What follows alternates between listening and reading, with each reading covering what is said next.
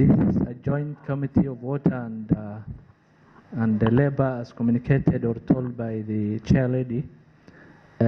We are here in front of you to, get information. There's a petition before us brought by some complainant from WAJWASCO.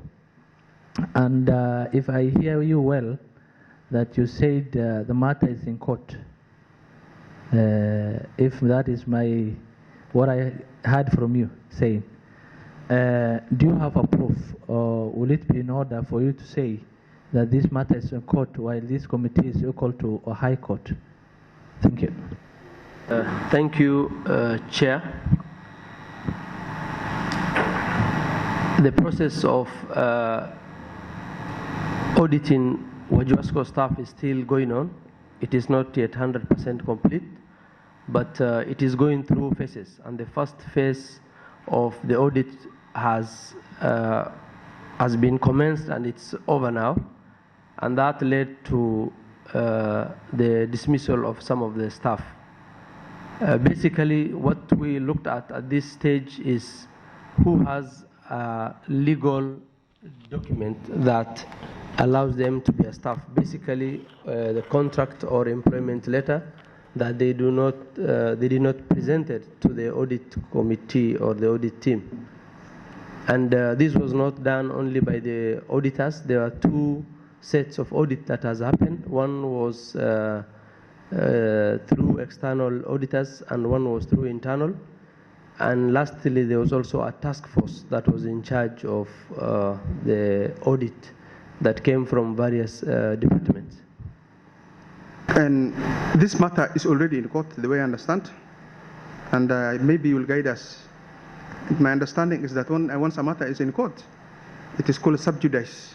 It cannot be discussed. So maybe we stand guided if you will insist.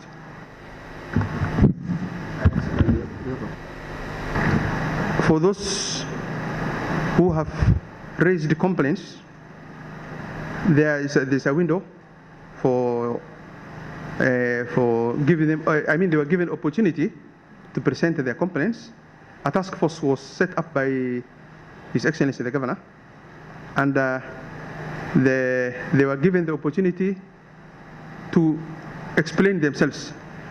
And one thing that came out during the vetting was that 70 people could not be accounted for. But the ones who have been removed have been told to come up with their documents.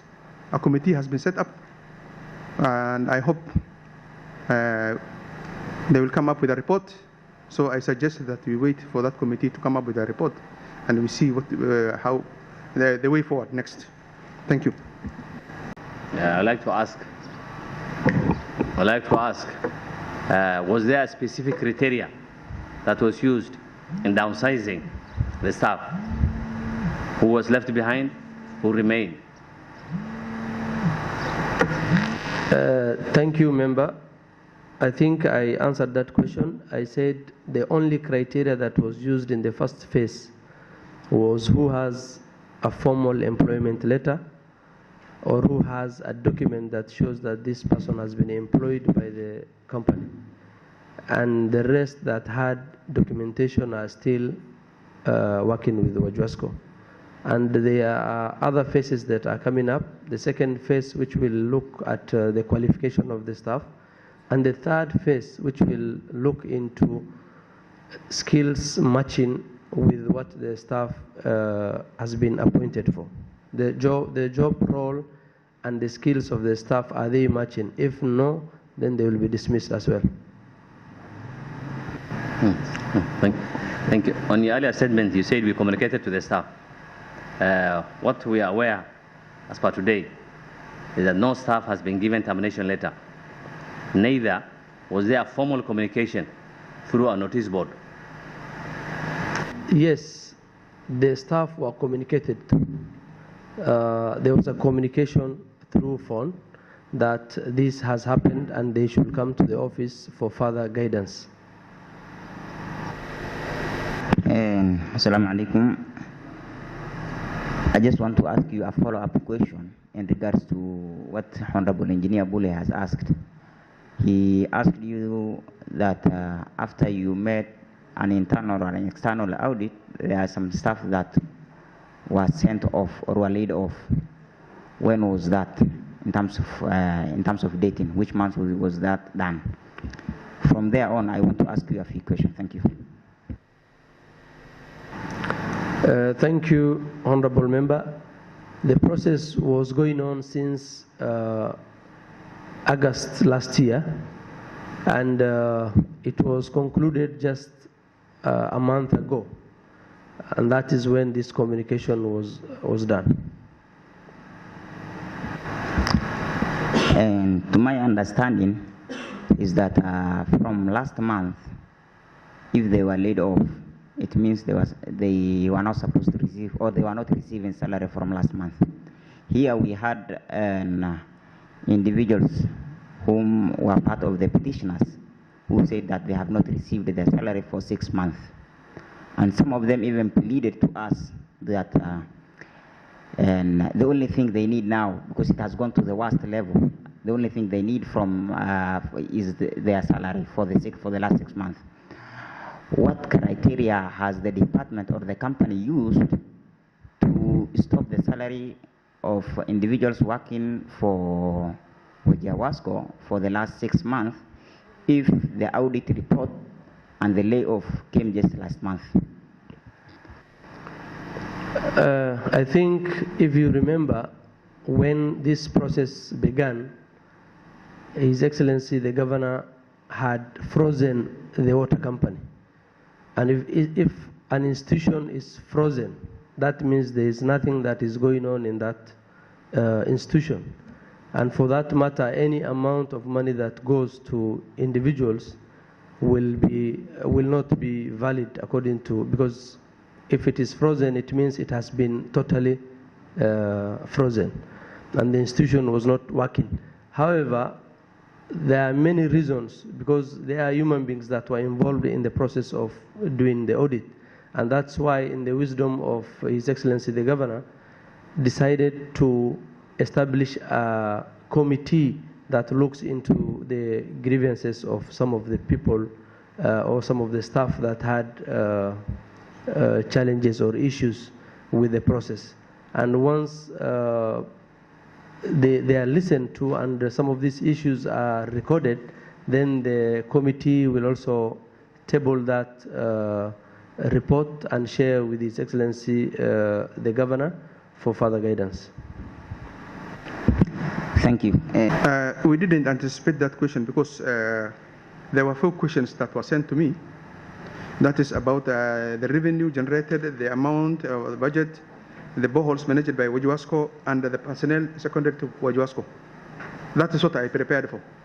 But for the issue of the number that were retained and the number that were sent home, it will require, I don't want to give false information, it will require me to go back and get it, because the question paper that you sent to me had only those 4 questions, and I only prepared for this.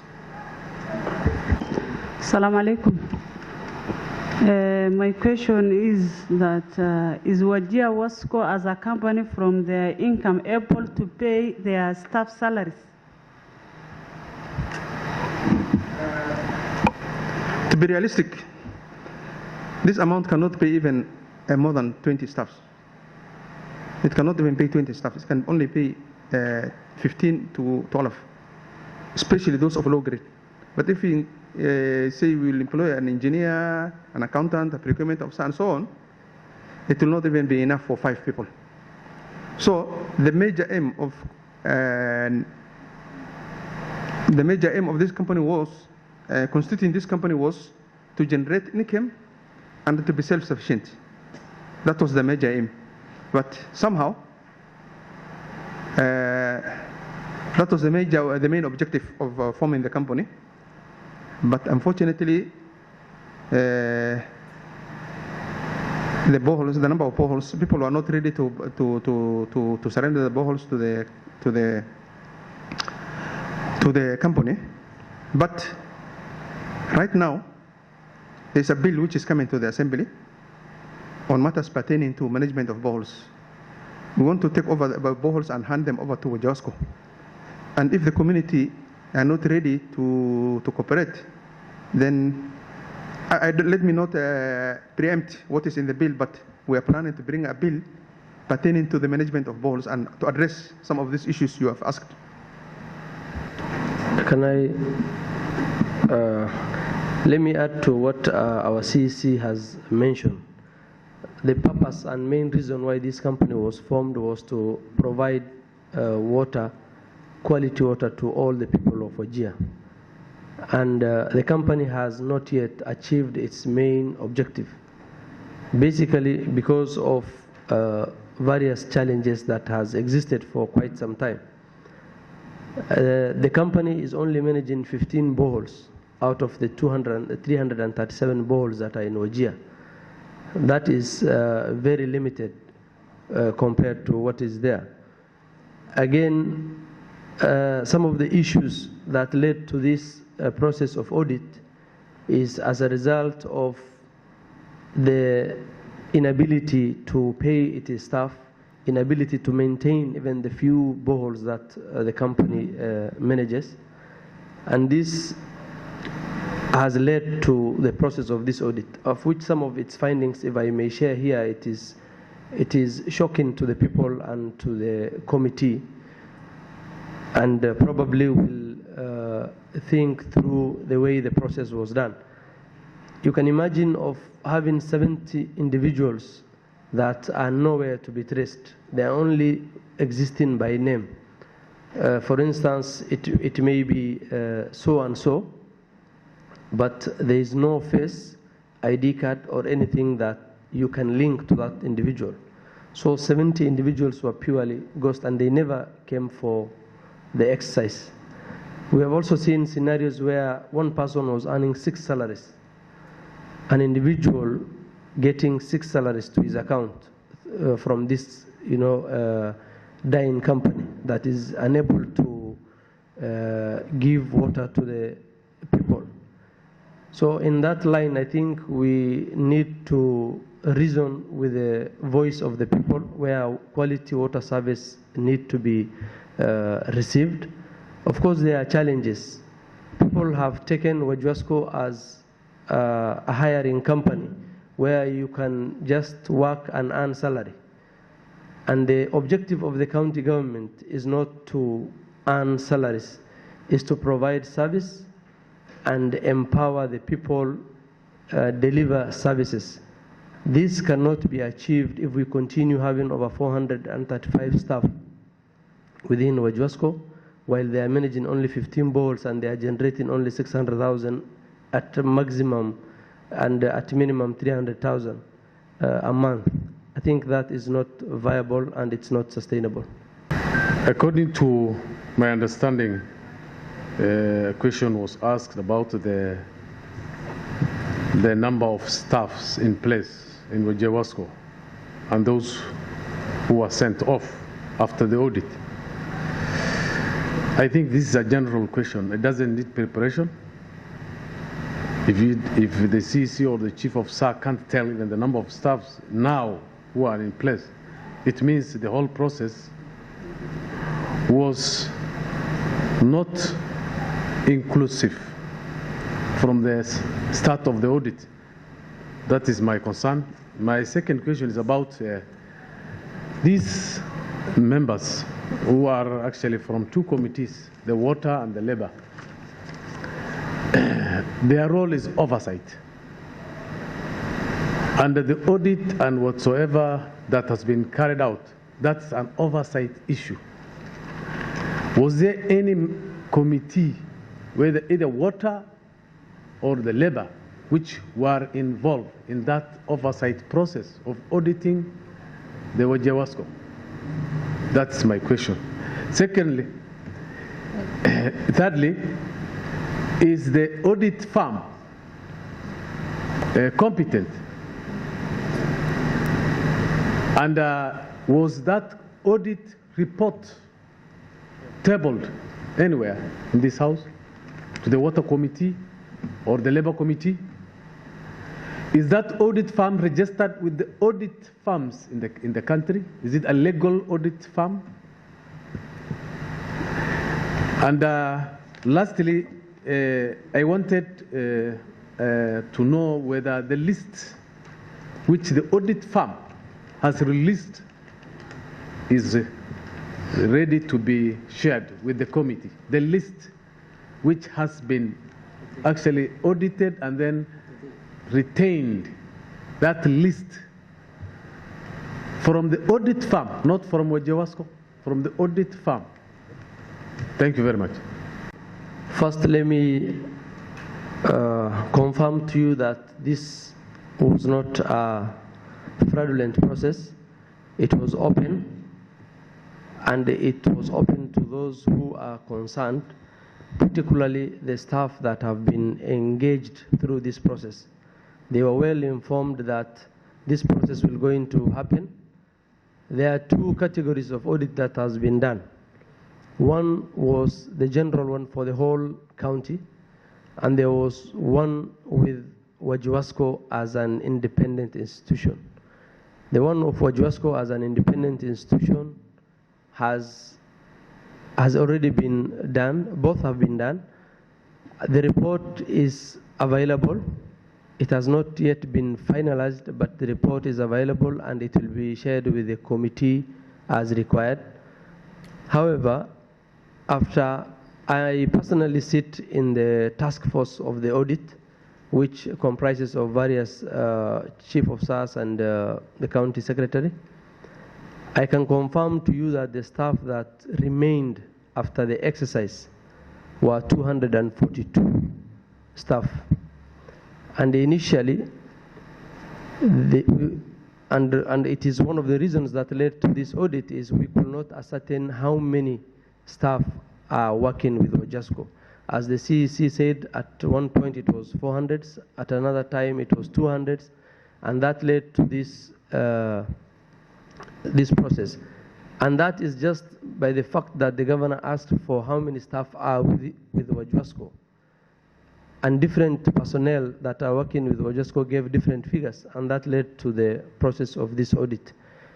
After the audit, we remained with 242, and how many staff that were eliminated cannot be said here because we were not sure even in the first place how many were the number that was there.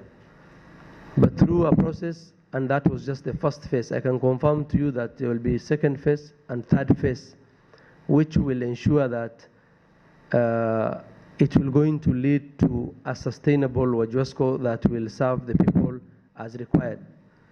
We are technical people that are providing technical service to people of Wajir.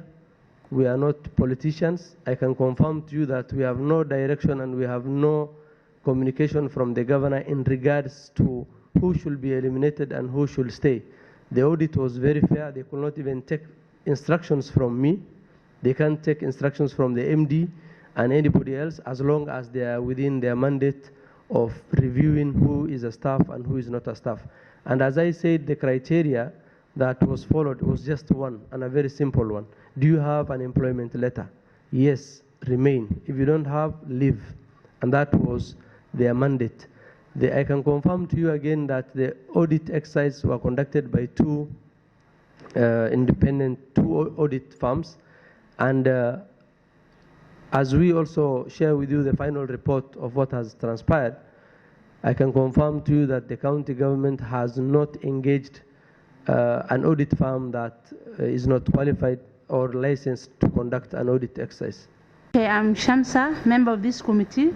Through the chair, are you in position to share with us a total number of the retained staff in terms of sub-county? That's a very good question, actually, and that led to some of these, exercises that are happening.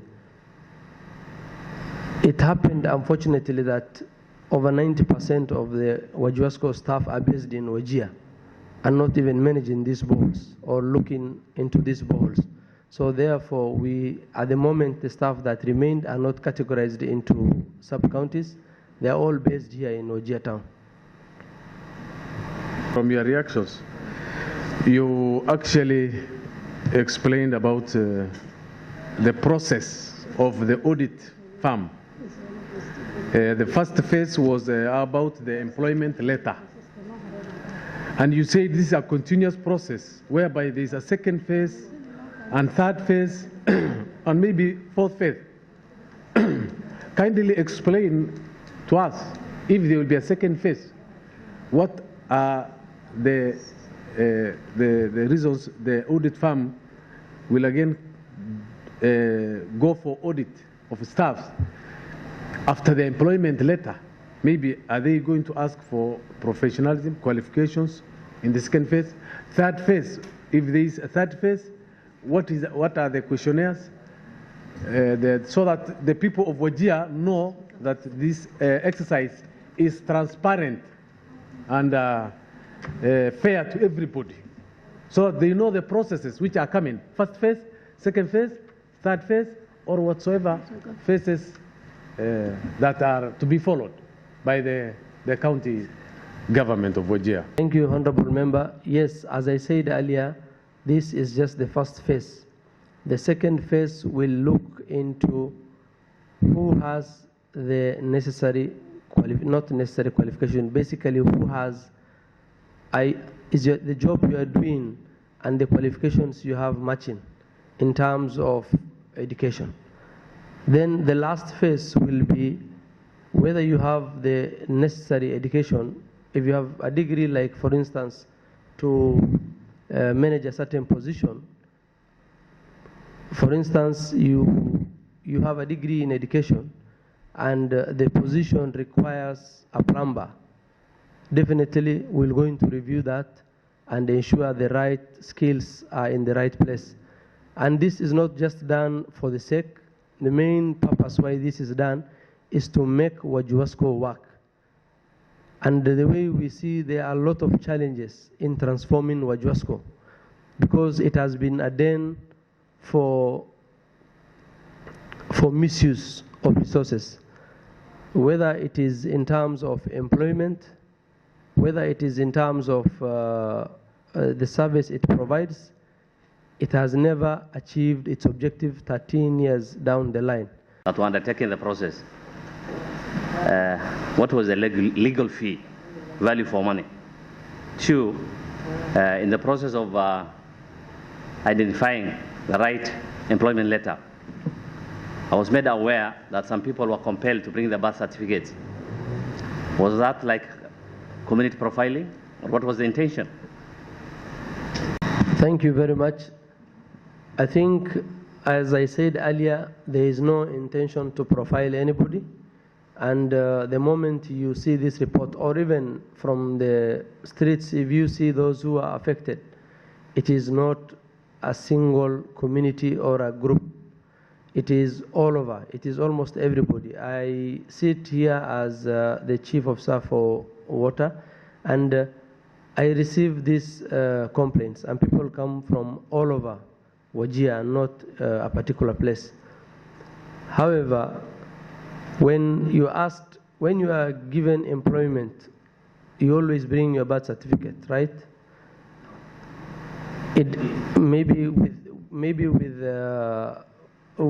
the county assembly it is not, but with other places we do share for purpose of probably for other reasons that are known to the recruiting agency at that particular time, but there was no intention of profiling anybody. If, for instance, myself, I come from this town, and people label certain constituencies to be associated with certain communities, and if you look at my birth certificate, somebody will be confused and they will think me for another clan, of which is not the case. I think that is not a measure to determine who should be profiled or not, because if that is the intention, then we will miss the point, and that is not our intention. That's what I can confirm to you.